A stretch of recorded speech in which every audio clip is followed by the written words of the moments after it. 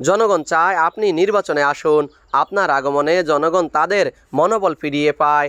আপনি অতীতে যেভাবে মানুষের সুখে দুঃখে ছিলেন, ভবিষ্যতেও থাকবেন বলে সবাই আশা করেন। জনগণ তাদের অন্তরে আপনাকে ধারণ করেছে। জনগণ আপনার মাঝে তাদের স্বস্তি ফিরিয়ে পেয়েছে। জনগণ আপনাকে তাদের বুকে আগলে রেখেছে। বলছি ৪ নং ইসাপুর ইউনিয়ন বিএনপির সাবেক সভাপতি অলিউল্লাহ চেয়ারম্যানের কথা। আমি এই লোকের লগে আমি ভোট করতে চাই না। যে আমাদের বর্তমান প্রার্থী সে আওয়ামী লীগের বহু জায়গায় দাঁড়িয়ে আছে। আমার কাছে যে ভিডিও ফুটেজ আছে, সব কিছু আপনারা দেখতে পাবেন। আমি এইরকম এর লগে আমি নির্বাচন করি না। শনিবার বিকেলে সুন্দরা ঈদগাঁও ময়দানে ৪, ৫ ও ৬ নং ওয়ার্ড বিএনপির সদস্য ফরম বিতরণকালে এইসব কথা বলেন ইসাপুর ইউনিয়নের সর্বস্তরের জনতা।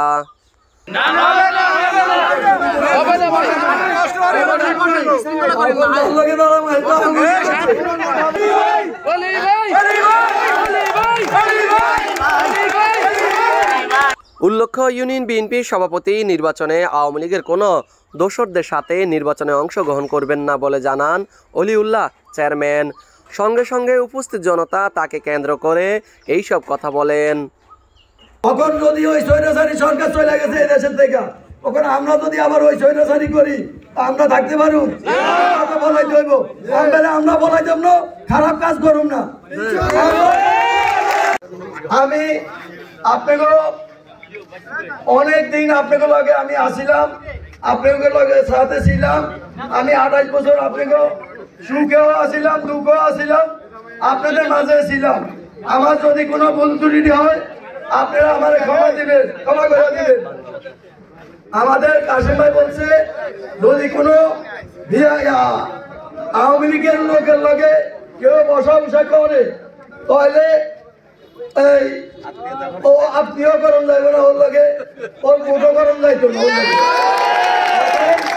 আমি এই লোকের লগে আমি ভোট করতে চাই না। যে আমাদের বর্তমান প্রার্থী সে আওয়ামী লীগের বহু জায়গায় দাঁড়িয়ে আছে। আমার কাছে যে ভিডিও ফুটেজ আছে, সব কিছু আপনারা দেখতে পাবেন। আমি এইরকম এর লগে আমি নির্বাচন করি না। আমি 28 বছর আপনাদের কষ্ট করছি। আপনাদের মাঝে এই জন্য আমি ক্ষমা চাইতেছি যে আমি যদি কোনো ভুল ত্রুটি করিয়া থাকি আমার ক্ষমার চোখে দেখেন। আমি ওই লোকের সাথে আমি বক্তব্য আমি ভোটে দাঁড়াবো না। আমি ভোটে দাঁড়াবো না। না আমি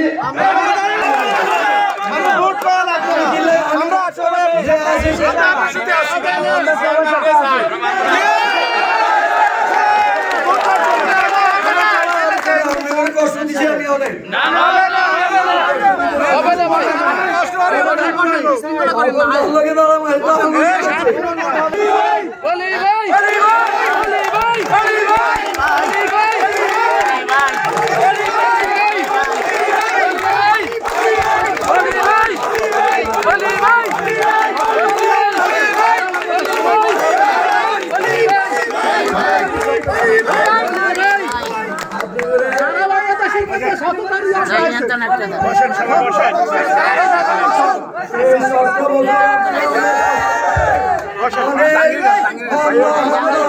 আমাদের মা বোনের ইজ্জত চলে গেছে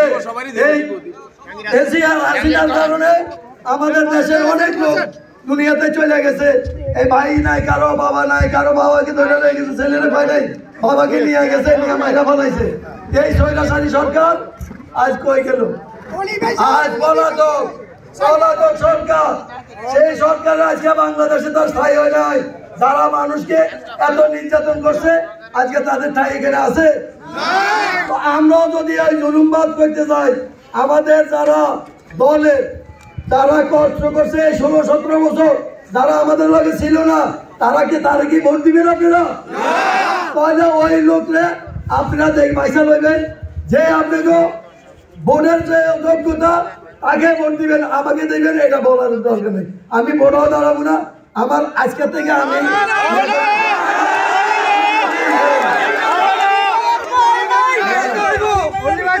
আমার খাওয়া খাম আপনারা ইয়ে করেন না, আমি শরীর অসুস্থ, আমি কষ্ট করছি।